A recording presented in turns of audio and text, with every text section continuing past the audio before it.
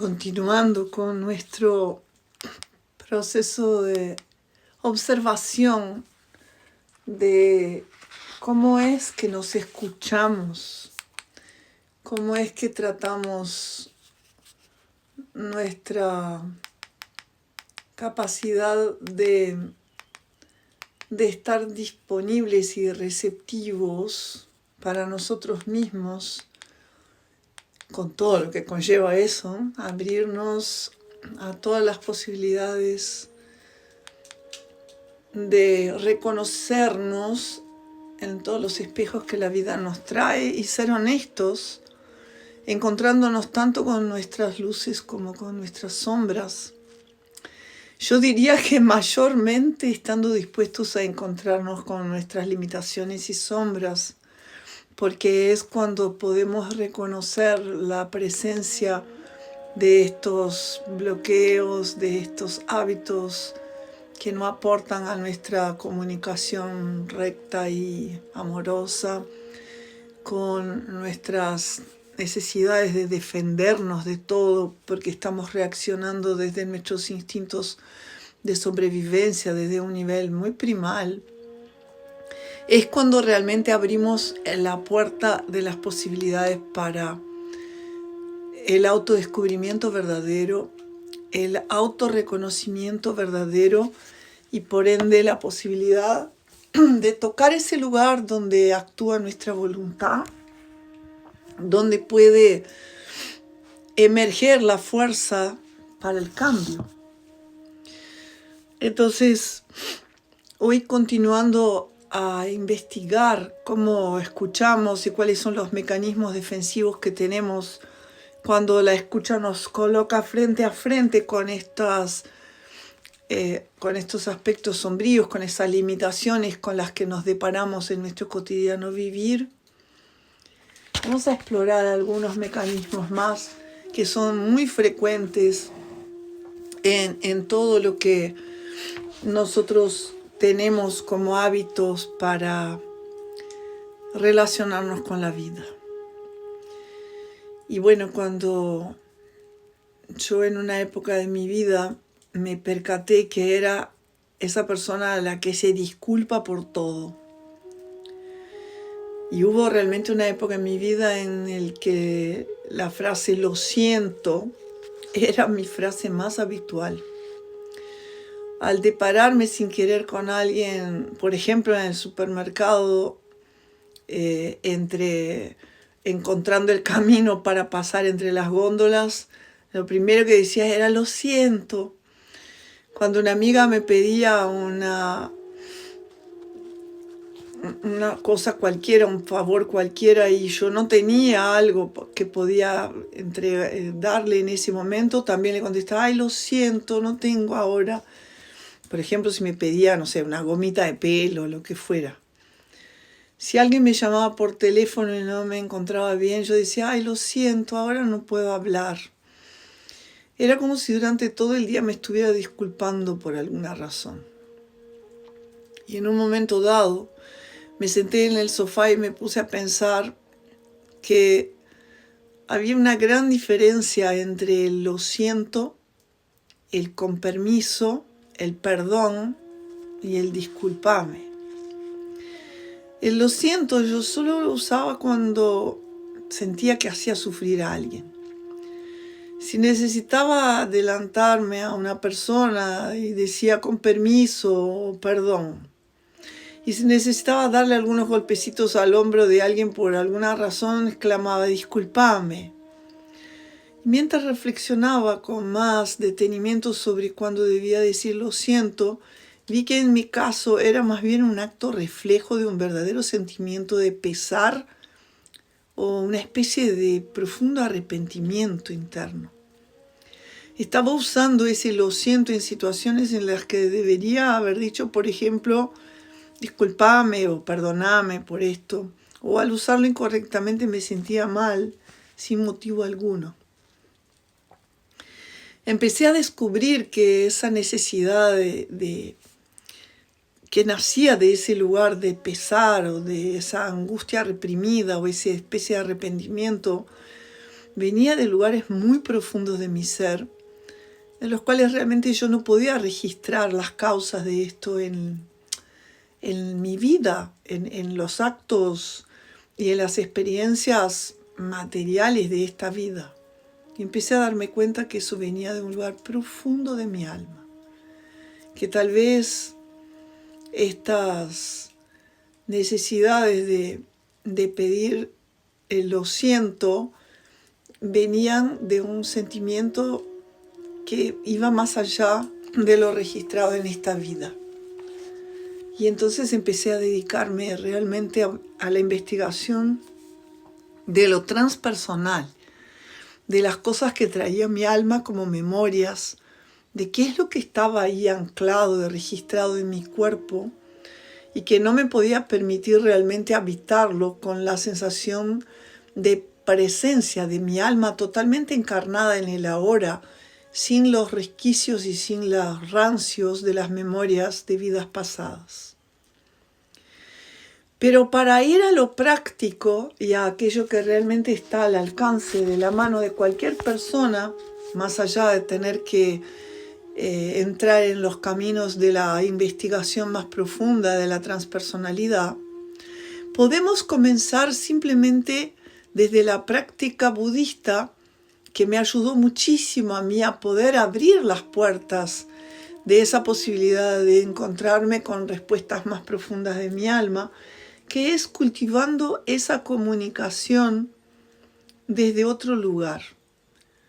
Si tú te percatas que te disculpas demasiado, piensa en la frase lo siento y recuerda cualquier situación en la que te hayas sentido mucho en algo. Siento haberte gritado, mi hija, por perderte la paciencia. Siento haber dicho algo cruel a mi pareja sin pensarlo. Y trata de reconocer la carga emocional y el dolor que está guardado dentro de esa expresión. Después, piensa en la expresión discúlpame y en situaciones en las que las usarías. Por ejemplo, en el supermercado, al pasar por delante de las butacas ocupadas de un teatro o del cine. Y fíjate en cómo esa expresión no contiene tanta carga emocional enjuiciadora ni de arrepentimiento, sino que más bien transmite una amistosa atmósfera de igualdad y podría incluso ser sustituida por una frase más adecuada aún, que es ¿me das el permiso? O por favor, permitime. Procura reflexionar acerca de cuántas veces exclamás lo siento o perdóname, pero con esa carga emocional de compensación de algo por lo cual te sentís arrepentido o algo por lo cual tu alma te está pidiendo ese acto de entrega al arrepentimiento. Y entonces te podés tornar más consciente de cómo y cuando dices estas frases a lo largo del día y cómo esas frases fortalecen una situación de una percepción de no merecimiento, de yo no tengo el derecho, de yo estoy arrepentido, pero ese arrepentimiento necesita un castigo, necesita una reparación que no la estoy haciendo desde el lugar de cultivar una actitud de gentileza, sino que estoy haciendo desde cultivar una actitud de autorrepresión o de sostener ese dolor y ese arrepentimiento como forma de castigarme. Yo he descubierto que a veces cuando estoy a punto de decir lo siento, es mejor poder decir con tu permiso o simplemente no decir nada y solo poner mi cuerpo al servicio de ese contacto desde una postura abierta, receptiva, de una mirada gentil, de una sonrisa.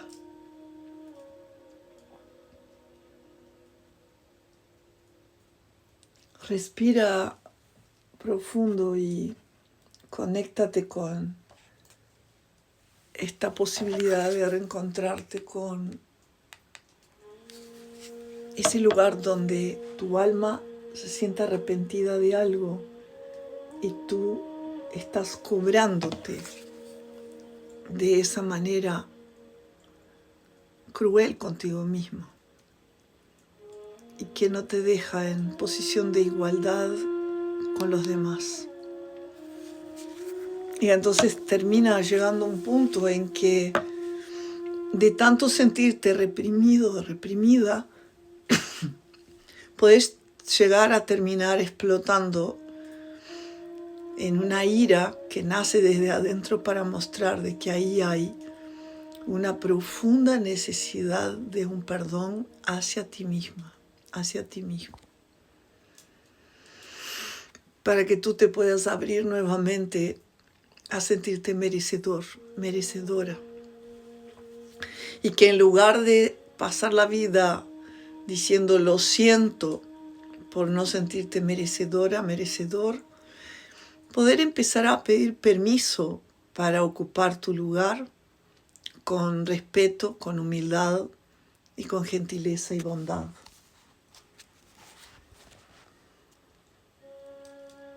Otro aspecto que también fui descubriendo en mi camino de autoconocimiento cuando en las prácticas budistas del camino óctuplo fue cuando me encontré con esa Claudia de los debería. Antes de empezar a trabajar sobre mi comunicación interior, siempre había un debería en mi vida. Debería estudiar más, no debería comer ciertas cosas o por la noche, debería estar cansada y tener hijos, debería estar más establecida en mi profesión y así sucesivamente.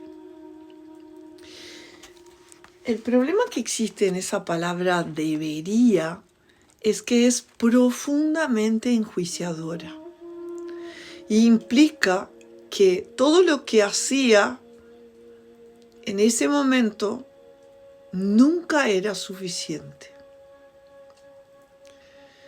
Pero al fin y al cabo era yo la que había decidido hacerlo. Y cuando pude tomar conciencia de el poder de elegir y al observarlo con más detenimiento, vi que estaba intentando vivir según expectativas de otros, simulando que esas expectativas o esos deseos eran míos. Les estaba dando el poder a esos mandatos, a esos legados, a esas expectativas ajenas. De modo que aprendí de a poco a reemplazar mis debería por podría. Y mi comunicación interior empezó a cambiar. Yo podría hacer aquel doctorado en lugar de estoy dándome un respiro. Podría estar más establecida en mi profesión y en su lugar decidido tomar mi tiempo y asegurarme de disfrutar un poco más del trabajo que tengo ahora. Además de reemplazar esos debería por podría, empecé a ver las razones por las cuales yo no estaba haciendo ciertas cosas. Podría, por ejemplo, estar viajando por el mundo, pero he decidido en su lugar no hacerlo durante todo un tiempo para poder desarrollar mi proyecto visionario. Podría vivir más cerca de donde está mi familia y sin embargo he decidido en su lugar seguir mi sueño y ir a vivir en otro país. Podría ganar dinero trabajando por cuenta ajena y he decidido en su lugar armar mi propio proyecto y ser fiel a los impulsos de mi alma y poder vivir de aquello que pide mi corazón.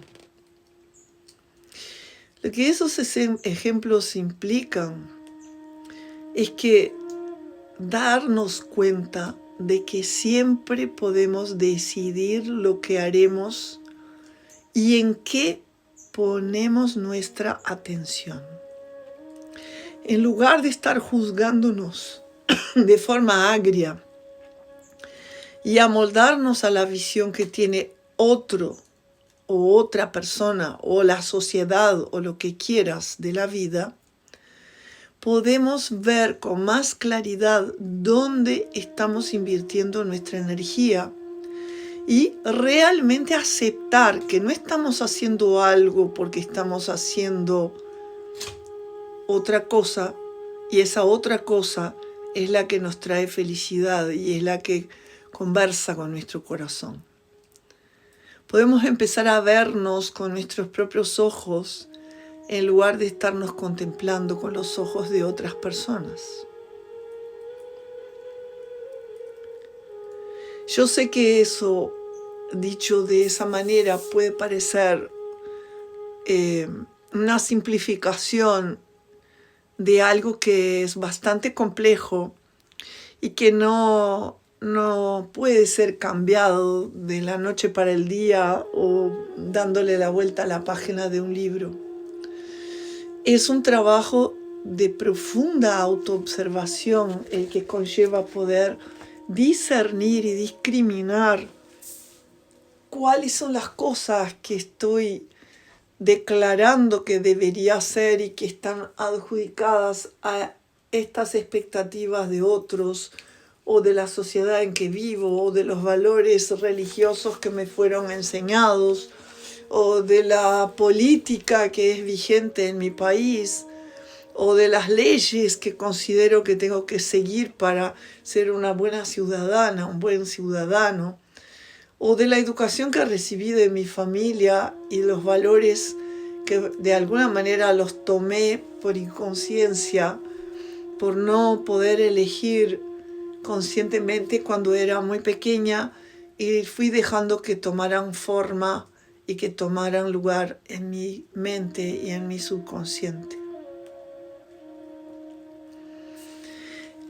Conlleva un trabajo de compromiso de escucharme e identificar realmente si aquello que estoy diciendo que debería hacer traduce un deseo que nace en mi corazón o traduce un mandato que nace de mis códigos introyectados, de mi mente inconsciente o de mi mente consciente condicionada, hipnotizada por las expectativas de otros, también condicionada desde ese lugar de no darme permiso desde mi autoestima de ser quien soy, que viene conectado con lo anterior de estar disculpándome por estar viva en lugar de estar abriendo espacio para ocupar mi lugar y sentir mi pertenencia. En esa otra línea de autorreflexión surge una otra manera de también conversar con uno mismo, a la que yo llamo, eso no es lo mío, no se me da bien, no me funciona. Mucho tiempo antes en mi vida era muy común que yo afirmara, eso no es lo mío, no se me da bien, yo no soy buena para esto. Lo decía cuando no estaba creyendo en mí, cuando me sentía estúpida o cuando quería cambiar y ser más abierta y transparente, pero me daba miedo intentarlo. Decía, no se me dan bien las matemáticas, no son lo mío. Pero, sin embargo, aprendí que podía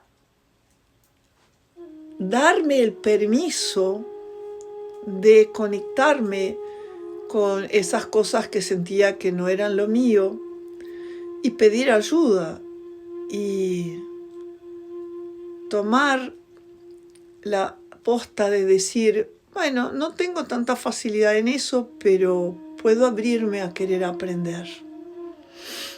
Porque al decir eso no me funciona o yo no me llevo con esto, no es lo mío, yo estoy limitando mi capacidad de cultivar otra parcela de mi vida si así es lo que yo deseo o lo que la vida me pone como un desafío para expandir mi inteligencia y mi conciencia. Cuando yo presto atención a esas frases, uso el mismo ejercicio que hago cuando me siento tentada a decir debería, en lugar de decir yo podría. Entonces puedo poner, yo podría dedicarme más a las matemáticas y he decidido en su lugar dedicar más tiempo a escribir. Y cuando necesito algún ejercicio que conlleva números, que conlleva relacionarme con las ecuaciones y los balances, pido ayuda, pido orientación. O trato de hacerlo con la ayuda de alguien que me oriente, que me ayude a estar más segura de lo que estoy haciendo esté bien.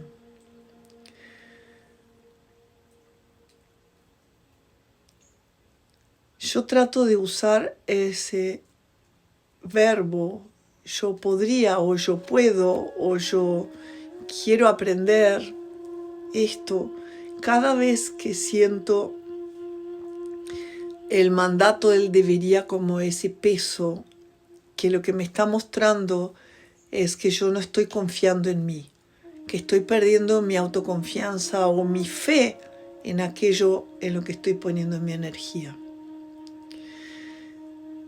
Vengo aprendiendo que cuanto más asumo mis propias decisiones en lugar de achacarlas al bueno, es lo que hay, así es como siempre ha sido, más me siento libre de la falsa percepción de quién soy. Si yo en algún momento de mi vida hubiese decidido estudiar matemáticas en lugar de estudiar psicología o en lugar de estudiar constelaciones o en lugar de estudiar budismo, podría quizás haber sido una matemática en lugar de ser lo que soy hoy. Pero decidí hacer lo que soy hoy y las matemáticas las dejo para quienes tienen mejores aptitudes para esto, porque yo no decidí desarrollarlas. ¿Qué decisiones estás tomando hoy que te impiden hacer otras cosas? ¿Será que es posible que tú puedas aceptar tus decisiones en lugar de maltratarte sutilmente por haberlas tomado? Te sugiero lo siguiente. Traza una línea dividiendo por la mitad una página de tu diario. Del lado izquierdo, dedícate a escribir cualquier historia de deberías que hayas tenido en tu vida y también cualquier cosa que te hayas dicho que no podés hacer bien, que no es lo tuyo. Después, en el lado derecho, cambia cada una de esas historias de deberías por podría hacer esto, pero en lugar de esto decidí hacer otra cosa. Decidí hacer 3 puntitos y pones lo que decidiste hacer en lugar de debería hacer la cosa que no estás pudiendo o que estás haciendo a cuesta de un gran estrés y esfuerzo y sufrimiento. Tú vas a poder darte cuenta que cambiando esos debería por podría haberlo hecho, pero decidí hacer otra cosa, vas a observar que ya no estás usando esas palabras para castigarte o para disminuir tu amor propio y que estás pudiendo tener una perspectiva más verdadera de lo que es, tal como es, y validando las decisiones que tú has tomado y que hoy son las cosas que estás haciendo en tu vida. Y eso también te puede llegar a dar fuerzas para decidir hacer algo más, algo diferente a lo que estás haciendo. si es que lo estás deseando.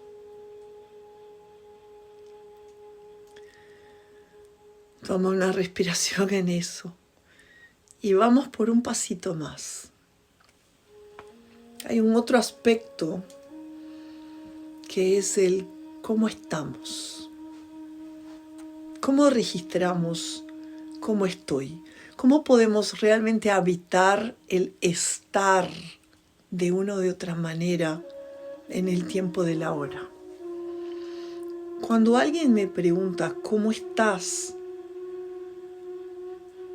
lo que nosotros solemos responder es con un estoy. Estoy muy ocupado, estoy cansada, estoy con hambre.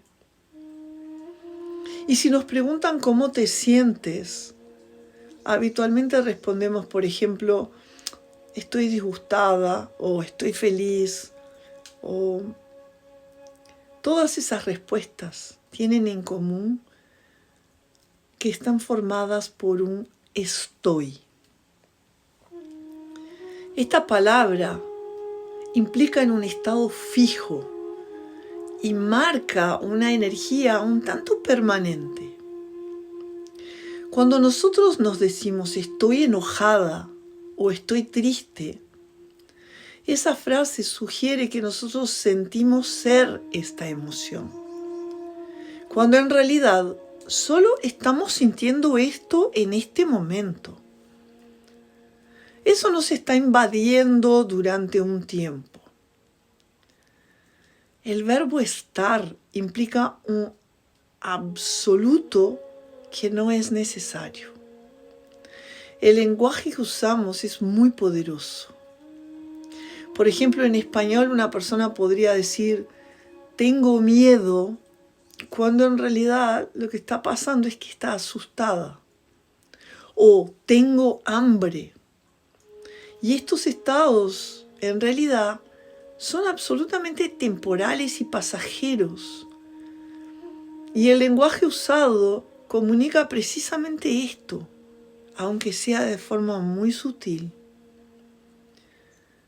Acá lo que te quiero transmitir es que precisamos aprender a no identificarnos con nuestras emociones, a poder percibir que ellas son información que nos indica algo que está pasando, que está atravesando nuestro ser interior, sobre lo cual tenemos la posibilidad de injerencia, tenemos la posibilidad de elegir algo que nos ayude a identificar qué es lo que estos estadios emocionales nos están informando acerca de cómo nos estamos relacionando con aquello que está presente en nuestra vida. Cuando no nos identificamos con una emoción como si fuera algo inmutable, o cuando perdemos la perspectiva de que sí tenemos la posibilidad de elegir cómo nos sentimos, siempre que demos lugar a que esa emoción que aparece nos informe qué es lo que necesitamos poder mover adentro de nosotros o afuera de nosotros para cambiar y no quedarnos atrapados a ellas, y ver cómo es algo en que lo que podemos trabajar, que podemos gestionar, que podemos cambiar. Fíjate en cómo estás usando ese estoy en tu vida cotidiana.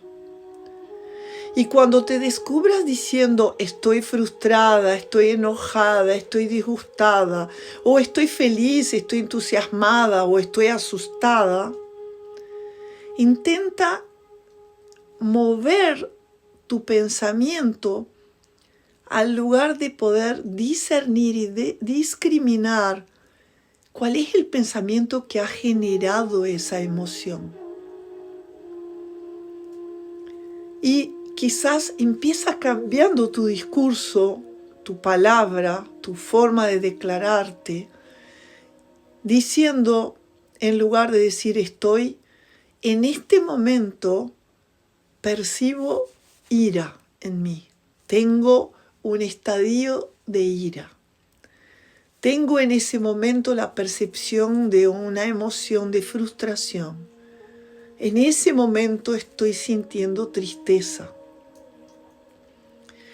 Expresarte de esa otra manera, sacándole ese peso de eternización de esa emoción,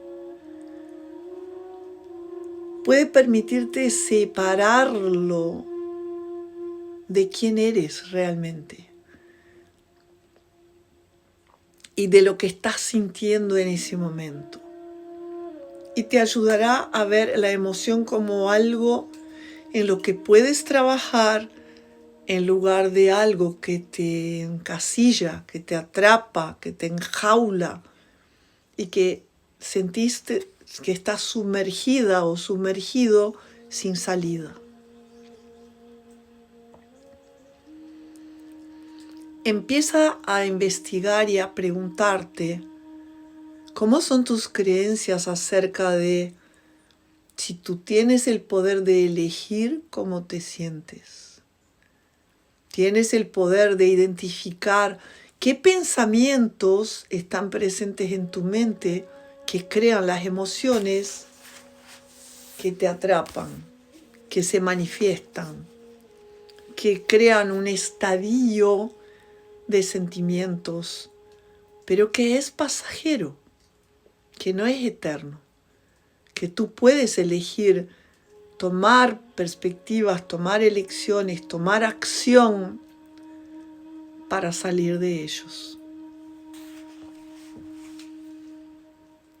Y por último, en esa reflexión del día de hoy, hay un otro hábito que es muy parecido al decir eso no es lo mío, o yo no estoy para esta, o estas cosas no me salen bien, que tal vez tengas la costumbre de empezar las frases con siempre o nunca. Esa fue y a veces continúa siendo la mía en gran desafío de estar presente con eternizar las situaciones declarando siempre o nunca.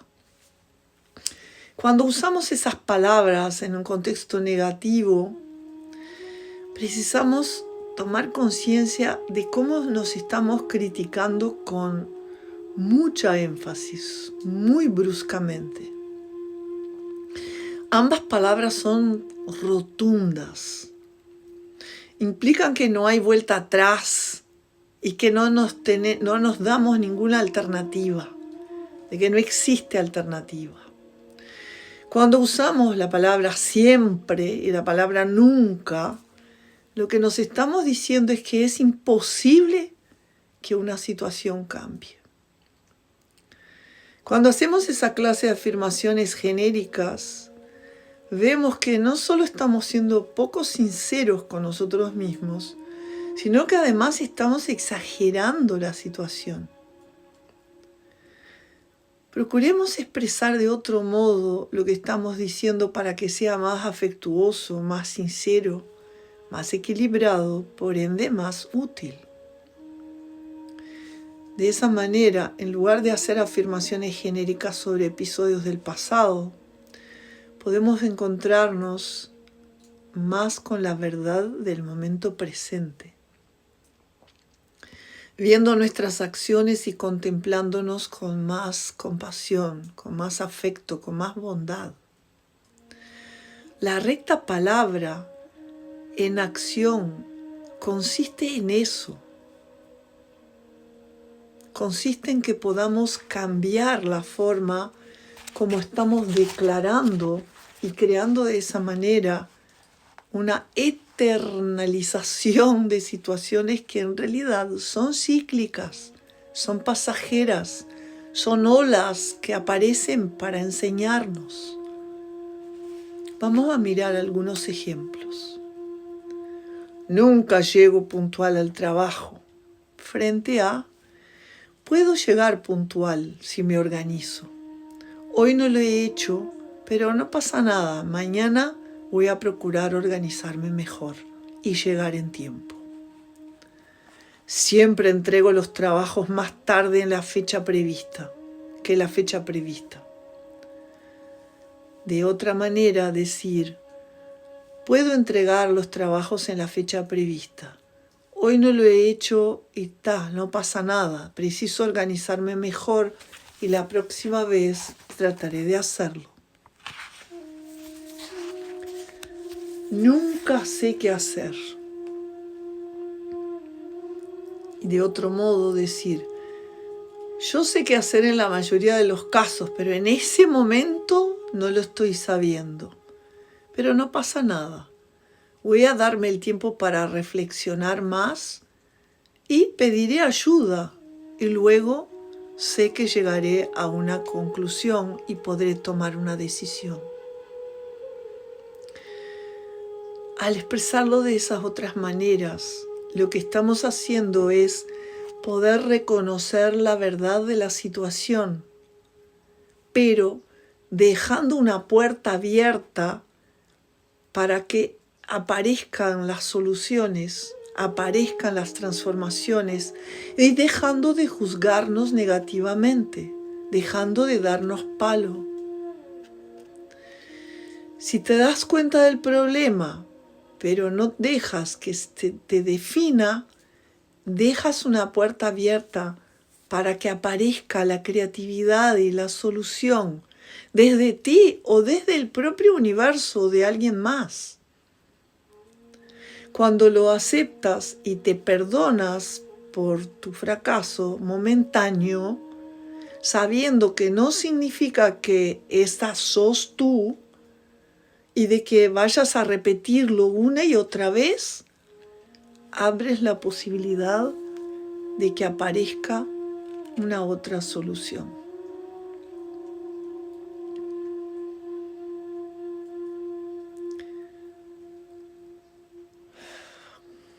Cultiva esa comunicación.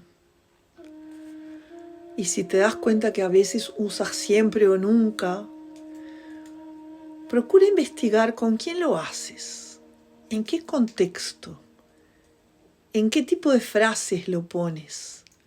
Escríbelas. ¿Cómo te hacen sentir? ¿Te hacen sentir sin salida, atrapada, atrapado, encasillada, encasillado? Y procura reflexionar cómo puedes expresarlas de otro modo para no sentir que tu situación no tiene solución, no tiene remedio. Estos ejemplos de hábitos de comunicación tan corrientes ilustran de alguna manera las formas en que nos hablamos y que pueden crear o reforzar creencias y percepciones súper limitantes. En el próximo episodio voy a tratar de ayudarte a analizar cómo los diálogos internos negativos llevan a una narrativa interior negativa y la mayoría de las veces sin que nos demos cuenta de lo perjudicial que eso es para nosotros y para nuestro entorno. Y cómo podemos reemplazar esa clase de diálogos internos negativos por un modo de expresarnos basado en la recta palabra puede transformar realmente nuestra comunicación y nuestra vida. Gracias por estar. Espero que estas reflexiones te ayuden a poder ir encontrando una forma más eficiente de comunicación en presencia plena. Hasta el próximo episodio.